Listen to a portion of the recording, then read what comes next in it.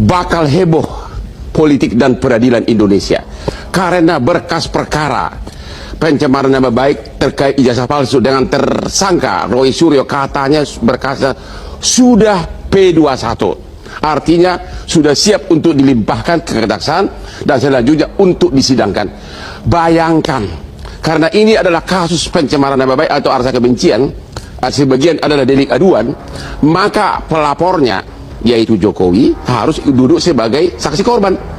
Bayangkan betapa nanti tim pengacara yang galak-galak dari Roy Suryo akan mencecar Pak Jokowi di persidangan, akan mencecar dengan berbagai pertanyaan yang masalahnya apakah Pak Jokowi berani datang di sidang?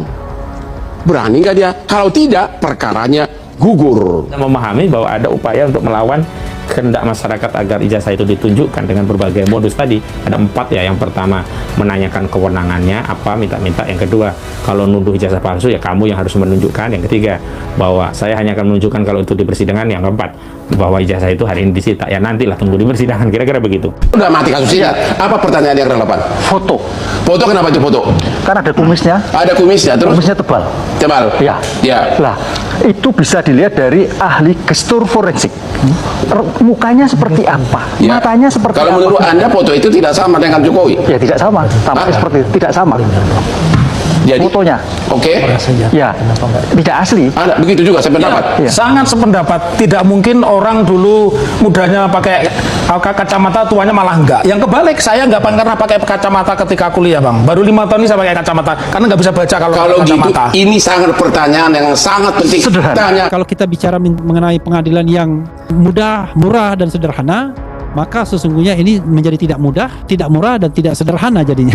Karena kasus yang sederhana yang kata saya pernah mendengar dari Arianto Sutadi ya, penasihat ahli Kapolri, mengatakan kasus ini 2, 3, 4 bulan saja selesai kalau saya pegang. Kami sudah menyampaikan surat lagi kepada Kejaksaan Agung Republik Indonesia dan kita minta eksaminasi secara material, karena secara formil sebenarnya kita juga sudah sampaikan, material formil kita sudah sampaikan, tapi kita pengen dia menguji secara material apakah kasus ini layak diteruskan atau tidak. Pertanyaannya ada apa?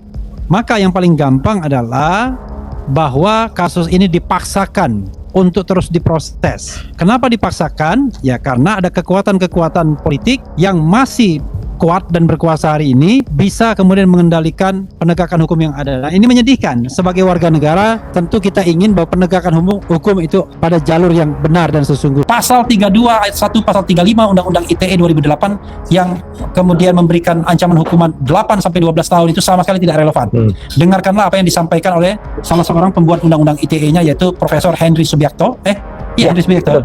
Profesor Henry Subiakto yang jelas dan tegas mengatakan bahwa pasal itu buat e-commerce, buat perbankan dan lain sebagainya, di mana itu memang berusaha melindungi dokumen elektronik milik entitas tertentu. Sehingga kalau diubah-ubah, maka dia akan rusak dokumennya, kemudian mengalami kerugian bahkan penipuan. Tetapi yang dilakukan oleh Mas Roy dan Dr. Tifa, tidak ada dokumen yang dirusak. Bahkan dokumen itu timbul dengan sendirinya pada tanggal 15 Desember 2025 di Polda Metro Jaya. Kan harusnya secara teoritis, kalau menggunakan pasal 32 ayat 1, maka ijazah Jokowi itu jadi rusak, tapi secara elektronik. Padahal ijazahnya analog. Kan yang originalnya yang analog, yang diduga, yang katanya asli, so-called asli.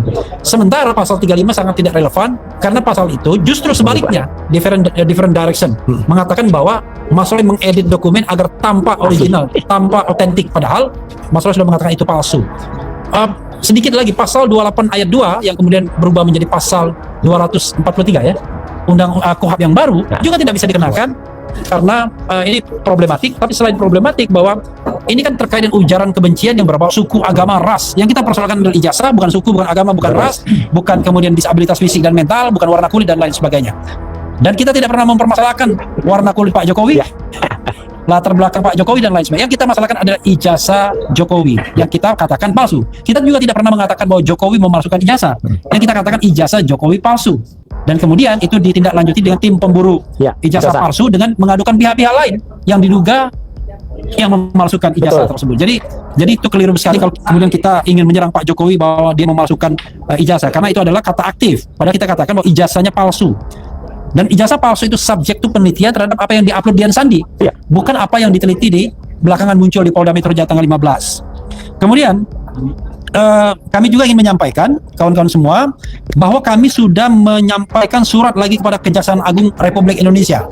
Jadi Kejaksaan Agung Republik Indonesia itu kita surati dan kita minta eksaminasi secara material, karena secara formil sebenarnya kita juga sudah sampaikan material formil, kita sudah sampaikan, tapi kita pengen dia menguji secara material apakah kasus ini layak diteruskan atau tidak. Secara formil kita mengatakan sudah tidak layak, karena itu sangat jelas di dalam undang-undang. Tetapi secara material kita ingin berdebat dalam tanda kutip dengan Kejaksaan Agung, apakah pasal 32 ayat 1 itu secara material benar penerapannya, pasal 35 benar, pasal 28 ayat 2 benar, pasal 27A benar, pasal 310 KUHP yang sekarang menjadi 433 di KUHP yang baru benar, termasuk juga pasal 311 KUHP lama yang di KUHP baru menjadi 434 juga benar. Nah, kami sudah mengajukan surat itu berharap bahwa ini makin mematangkan cara berpikir kejaksaan, termasuk jaksa penuntut umum, agar mengatakan bahwa kasus ini tidak layak untuk ditindaklanjuti. Apalagi kita sampai sekarang ketika dikonfirmasi kepada pihak-pihak sana, apakah P21 itu sudah muncul atau tidak ada pihak yang firm untuk mengatakan iya atau tidak. Kalau kita dengar pengacara Pak Jokowi mengatakan, saya meyakini bahwa P21 itu sudah ada. Meyakini itu mendengarkan omongan di Reskrimum Polda Metro Jaya Imanuddin. Tetapi sekali lagi, kalau seandainya memang P21, ya seandainya, mana buktinya, mana formalnya? Karena ini sudah lewat 10 hari dari tanggal 2 Juni ketika Imanuddin atas pertanyaan wartawan yang bukan materi press conference-nya kemudian menjawab. Kayaknya ada wartawan yang ada di sini. Ada mana tuh? Ada. Yang nanya Imanuddin. Kemudian kami juga kawan-kawan sekalian, kami juga memfollow upin Komnas HAM. Karena kami ingin juga beraudiensi dengan Komnas HAM mengatakan bahwa kalau tidak dikatakan sudah ada pelanggaran hak asasi manusia, maka dia harus update terakhir. Karena Mas Roy dan Dr. Tifa sampai sekarang itu sudah disuruh wajib lapor untuk yang ke berapa kali? 30. Ke 30 kalinya. Tanpa landasan hukum yang jelas kapan akan selesainya wajib lapor tersebut. Padahal mereka berdua adalah orang-orang yang sibuk, orang-orang yang berpendidikan tinggi yang tentu jauh lebih produktif kalau seandainya kasusnya tidak berlarut-larut dan tidak dikenakan wajib lapor setiap pekan. Terutama Dr. Tifa yang sedang menyelesaikan disertasinya baik di UI maupun di UNPAD langsung paralel seperti itu. Itu yang bisa saya introduction, dan selanjutnya saya serahkan kepada Mas Didit untuk menambahkan terutama terkait dengan subjek to Dian Sandi itu dan mungkin materi lainnya. Silakan. Yang pertama, kasus ini udah gak nyambung kalau mau dibilang. Ini pertengahan antara formil dan material. Kita tidak bicara soal pembuktian dulu.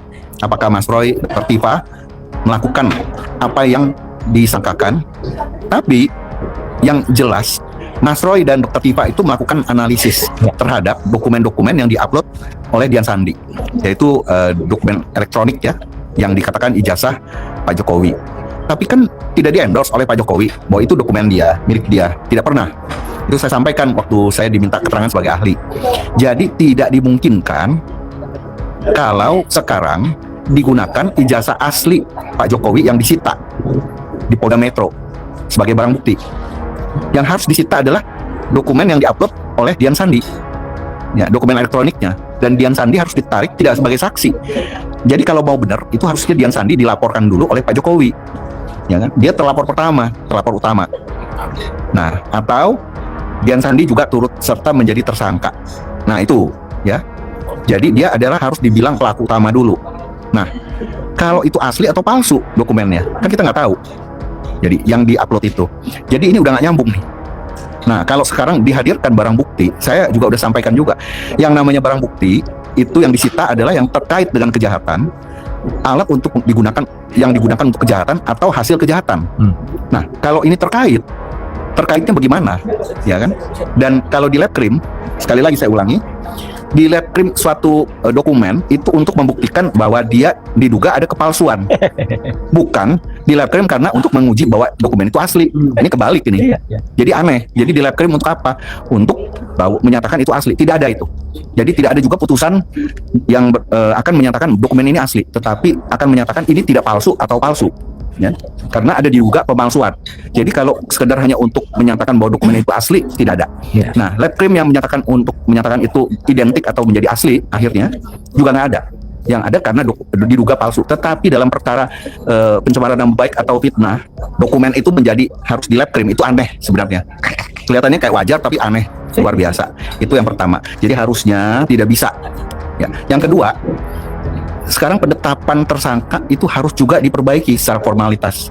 Jadi kalau sudah ada pasal-pasal yang dirubah, ya dirubah penetapan tersangkanya, diperbaiki. Dan itu harus disampaikan. Mungkin sudah diperbaiki, kalau tidak disampaikan, tidak bisa. Yang ketiga, waktu gelar perkara tanggal 15 Januari, dan saya sudah tanya... 15 Desember, saya sudah tanya juga sama Mas Roy, itu BAP sebagai tersangka sudah belum dikasih? Belum. Sampai hari ini ternyata belum, dan ternyata tim lawyer katanya sudah menyampaikan 2 kali permintaan secara tertulis, tidak dikasih. Dan waktu diminta oleh tim lawyer waktu itu, di depan saya juga, karena saya hadir, ada di reskrim umnya Kombes Iman Imanuddin mengatakan, kan udah tahu, udah lihat, kan mendampingi. Bukan begitu. Yang namanya KUHP itu dari dulu mengatur itu adalah haknya si tersangka, kalau diminta harus diserahkan, ya. Nah, itu juga materi ini dapat menyebabkan penyidikan yang tidak sah, ya. Jadi intinya banyak hal lagi, penerapan pasal Junto 55 ayat 1 ke 1 juga nggak ada, yang sekarang menjadi pasal 20 di KUHP baru.